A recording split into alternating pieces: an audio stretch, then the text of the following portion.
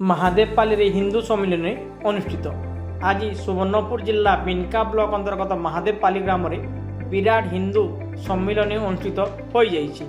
महादेवपाली मंडल द्वारा आयोजित हिंदू सम्मिलन में मुख्य अतिथि भाव पुरी गोपालजी मठर महंत श्री श्री बंशीधर महाराज जोगदे हिंदू धर्म उपर विशेष आलोकपात करथिले एवं मुख्य वक्ता भाव प्रोफेसर गोपाल प्रसाद महापात्र एवं सेविका समिति संतोषिनी चाउलिया एवं हिंदू सम्मेलन उपसभापति देवेंद्र स्वाई प्रमुख मंचासीन थिले। साधु सन्त एवं सहस सनातन हिंदू जोग देइथिले।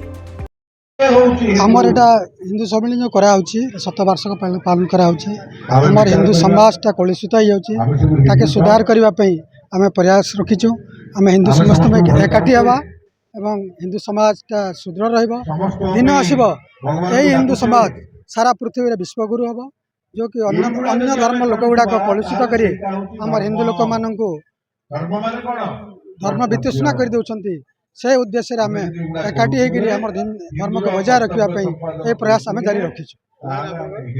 मो ना हरिबंधु कुमारी बाउंसणी बिनका ब्लॉक मु जन समाज सेवी एवं पैरालीगल वॉलंटियर।